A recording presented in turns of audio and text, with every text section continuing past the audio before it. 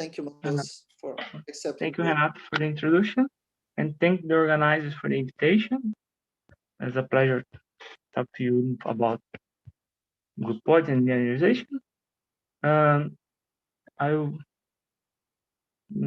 outline today, I'll tell you about some examples where this type of linearization problems appear in theorems, and a little thing about groupoids and how to linearize them and focus on invariant linearization. Okay. First of all, okay, how to laser point. You can see the cursor. No. Okay. And then we have the Irishman Theorem that say that if you have a proper submersion, then around the fibers, it's all the same. I mean, you can look for a submersion if it's proper, then it's look like a projection of a product. And it's more about topological arguments. But also we can get out of this hypothesis of proper using extra geometric data.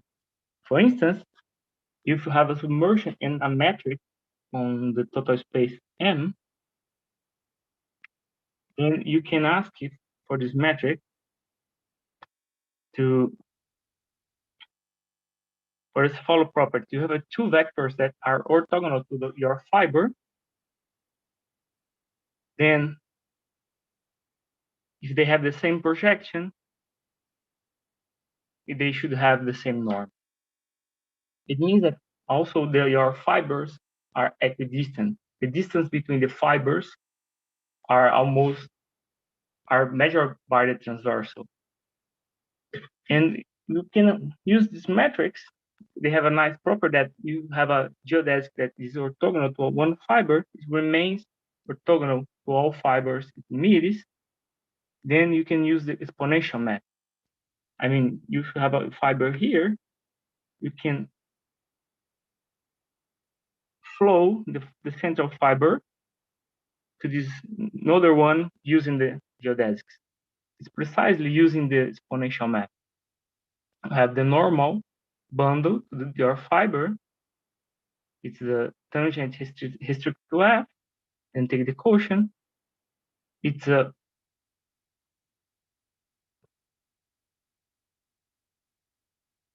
this guy. It's a bundle here. Then take the exponential. You are linearizing the map F. Here is typo. Half. Then if you can choose small tubular neighborhoods of your fiber, then you are showing that the map is a projection because the normal bundle to the fiber is trivial.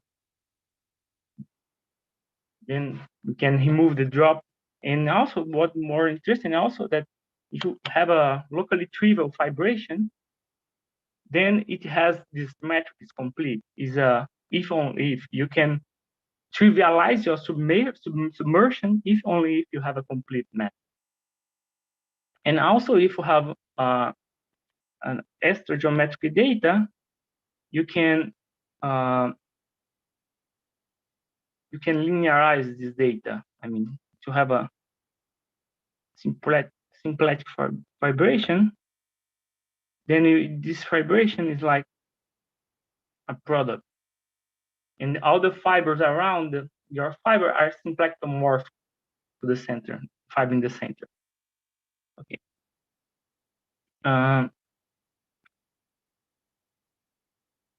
Okay. And now when you go through and get more elaborate example, we have the heavy local stability theorem for foliations. It says to you that if you have a foliation with a compact leaf with finite autonomy, then around this leaf you have a linear model. And how you can construct this linear model? Take a point on your leaf to have the normal at this point, and have the holonomy group of at this point. Then also you know that the holonomy group acts on the normal, the transversal, this linear holonomy, and also you have the covering, the holonomy covering, and you can combine them, and we can show that the normal vector bundle to a leaf is precisely this associated bundle. In the linear foliation, I precisely take the trivial leaves on L tilde plus times n quotient by gamma. What the web stability are saying that around your leaf, the foliation is isomorph to this more touchable, more to this linear foliation. And we can also follow the same ideas from the same philosophy from submersions. We can draw up the condition of proper of compact leaf. If you have a Riemannian foliation, it's saying that your leaves are equidistant, locally equidistant. If your foliation have closed leaves, then you can, again, around your leaf, the foliation is isomorph to the linear model. How you do that? You can use the exponential map. If you have this geodesic, here is a vector on the normal bundle, you can put the guy on the geodesic through that point, the normal geodesic. One important thing about Riemannian foliations that the leaves are locally equidistant, and also if you have a geodesic that is orthogonal to the one leaf, it remains orthogonal which leaf it meets. And again, that there, if you have a symplectic form, symplectic foliation, you can also linearize the symplectic form on the leaves. Is a kind of head stability theorem for symplectic foliations due to Karnik in Marcus. You know. Okay. And also, again, another example of this type of linearizations is the Tube Theorem. I mean, if you have a proper action, then you have an orbit of it, then there is a time-variant diffeomorphism between a neighborhood of your orbit to the linear action, let's say, of this guy. Here I put J, but here is in fact K. Sorry. K. Oh. Let's think as J acting on. Okay, then if you have a point in your orbit, you have the isotropy at this point, you have the vector normal to this point at the orbit, and you have the isotropy acting on the normal directions. And also we can recover the normal bundle as the associated bundle to G, I think the normals and G. Important thing here is that we can, the action of G on this bundle is essentially the reduction, or the quotient of the action by left translations on G. Then you have this picture, like the tube, which you have this slice, the action of the isotropy on the slice, and we can translate it along the orbit. And also, we can linearize extra structures as the previous examples. If you have a symplectic structure, have a Hamiltonian structure, you can linearize the action and also the symplectic form. Okay, let's move on. Yes, now. Okay, now let's talk about our object of this talk. Besides, what is a groupoid? And groupoid is a object that generalizes the previous examples. It means that if you have 2 points on M, you have an arrow connecting them, say epsilon z, and also have a multiplication since the guys have the same and the same source and target here. And say J A, then you can also consider the product of them.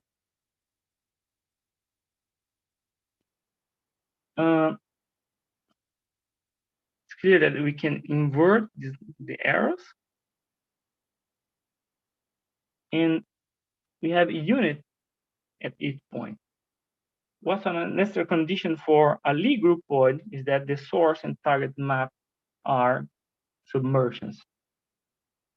And examples of these guys are if you have a submersion and you take the points x and so that f x equals to f epsilon, then this guy, and you take projection on the first and second coordinate, then you get a groupoid. Another example is that if you have a foliation, you can look for the paths along the leaves, model holonomy, the homotopy class of paths along the leaves. If we identify by holonomy, it have a groupoid because you can concatenate the paths, and you can, it's the product between them, you can invert in house unit as constant path. Also for the, you can have, if you have an action, you can have a groupoid using as the source. You have to have here the pairs. You have a ST, GX, G acting on X, and the source of GX as X. And the multiplication is the natural multiplication of the group. So from this object, okay, next one,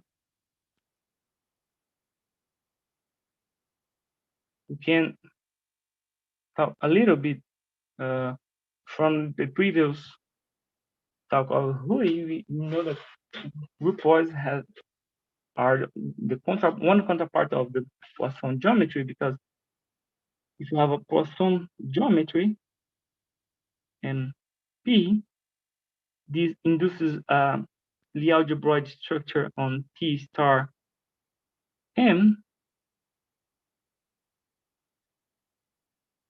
and this has associated a topological groupoid, let's say M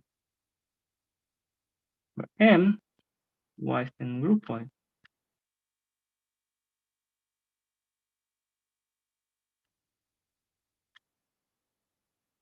And it's a problem, and it's not ever happens that this guy is Lie, is smooth. But in the case it's smooth, it provides a large source of techniques that you can use to understand better your Poisson manifold and the Poisson structure. And one of the features in this spirit of linearization structures is the theorem of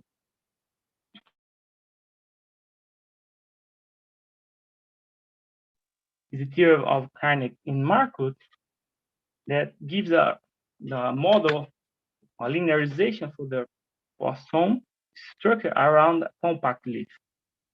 And here, one of the important points are that they need this condition of on the homotopy bundle and the Hahn homology exactly means that around the compact leaf, in a neighborhood around this compact leaf, the Poisson structure is integrable to a Hausdorff-Simplet groupoid. Then they can use techniques from groupoid to show that they can linearize the Poisson structure, vanishing some cohomology classes that they are obstruction to linearization. And said that as now you have seen what your objects or groupoids, examples of that, and how groupoids can be used also to linearize and understand another geometric structures. We'll move on to linearization of groupoids. And the linearization of groupoids, if you have, going to be in the same way as we do for actions and foliations, have an orbit. I mean, wait. Here, have our groupoid G or M, an orbit here.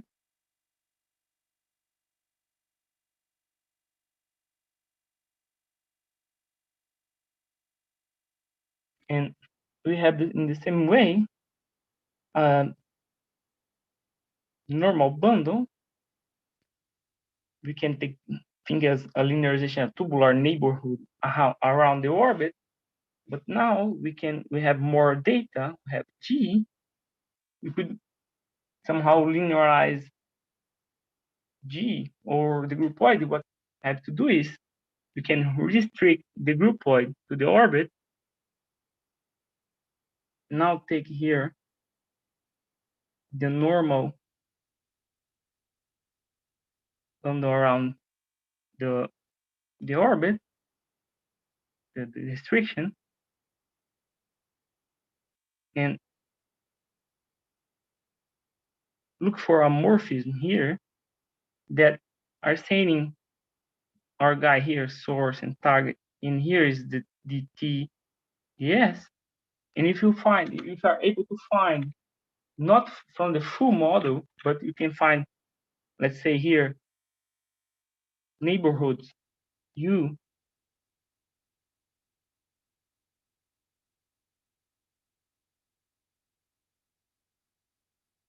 around the orbit that are saying to G as a diffeomorphism, isomorphism of groupoids, then we are linearizing this groupoid around the orbit. It's saying that we can identify the groupoid around the orbit as a piece of the linear model. The linear model is this natural construction when you take the normal bundles and use the differential maps. Okay.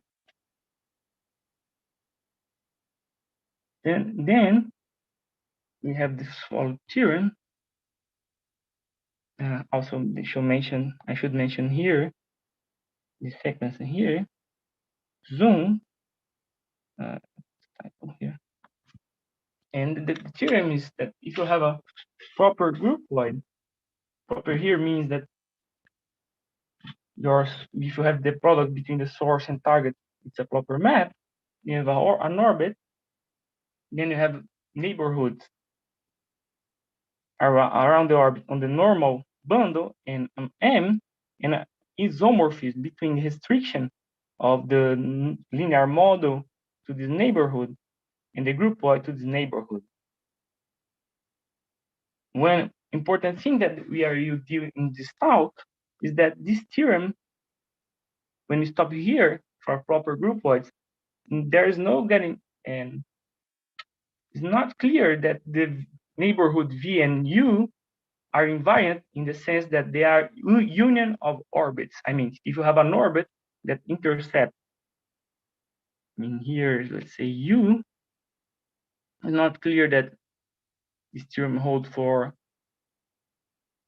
should happen that you have an orbit that intersects this tubular neighborhood, but are not inside all the time. But if your groupoid is source proper, then it's true. It cannot happen.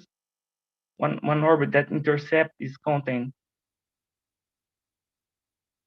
in our neighborhood. But then we would like to understand better this invariant problem and try to remove this source proper condition, and we will see it in examples and try to figure out how to do that. Okay. Just to recall, that previous theorem tells us that you can recover the theorems, classical theorems, because when you go from the classical object to the groupoid, we get a source proper groupoid. In the Irishman Theorem, in the Hebb's stability, and also in the Tube Theorem. But there's something important. We can only recover to get source proper. It only happens if K is compact. But we know that Tube Theorem works for non-compact Lie groups, but for proper actions.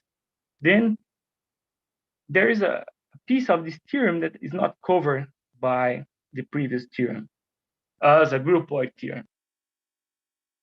Then one slide further. Okay.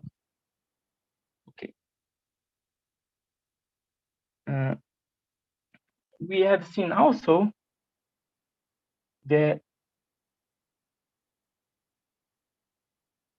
the metric can help linearize or objects or that previous theorems. For instance, if you have a submersion, Riemannian submersion, you want to linearize it, then the point is that you use a complete metric.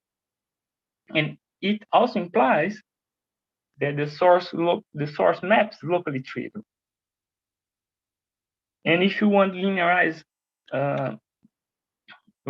foliations without the compact leaf condition, then we ask for closed leaves and complete metric. And also, the holonomic groupoid is going to be source locally trivial. In the case of proper actions, the source is trivial.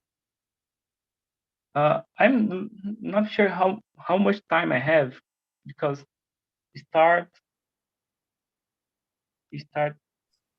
still have 9 minutes. I guess you started like 10 minutes after our initial schedule. So thank you, Hanato. Then it's attempt to think that source locally trivial is a condition to provide linearization, invariant linearization, and also because it's more than that. If you have every proper invariant linearizable groupoid source locally trivial, it means that if you have a groupoid, a proper groupoid, and you look around the orbits, and you have invariant linearization for every orbit, then this groupoid is source locally trivial. It's a necessary condition to have invariant linearization around the orbits. Then the natural question is that it's the sufficient condition to have invariant linearization around the orbits. And locally trivial, we know from Weinstein that it's not sufficient. And also, it's not sufficient to be trivial because we can show that example from Weinstein is in fact trivial, has source trivial map, and it's not invariantly linearizable. I will skip that because of the time, but if I have time in the end, I can go back and explain better this example. Okay, then our approach to that comes from the work of Rui and Mateus about metrics on groupoids. Use it as a tool for linearization. Precisely, we want to build tubular neighborhoods on our orbits. Then we will use metrics to get exponential maps. Okay, then we will probably need a metric on the base to get this, and also you will need a metric on the groupoid, on the arrows, because we also need a map here. When would you like that this metric has the property that it sends the differential of the target map in the target map and the differential of source in the source. And also there's one more thing that we like, that these two maps be a morphism between groupoids, and then it's why appears one more piece of data. We have to go to the composable arrows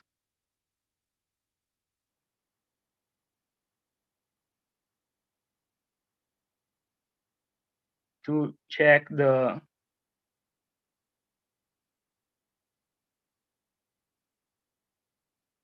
here the multiplication.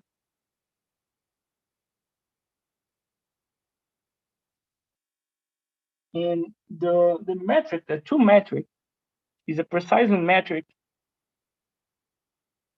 What's the two metric? Is a metric on G2 that has the properties should that the exponential maps in the left side are a morphism between groupoids.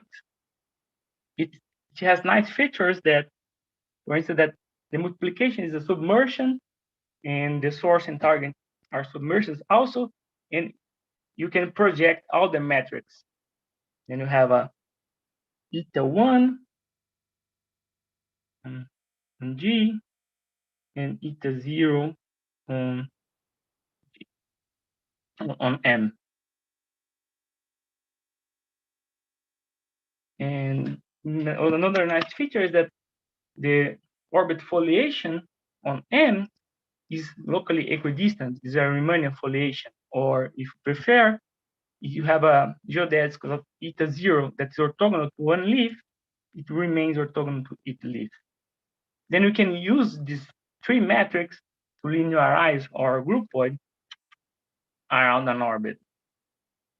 Then what we show in Mateus is that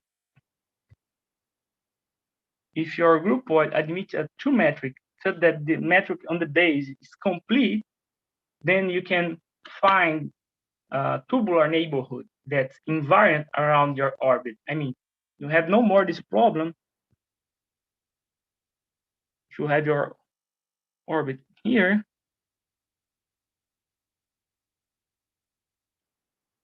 It can intersect the tubular neighborhood and go out.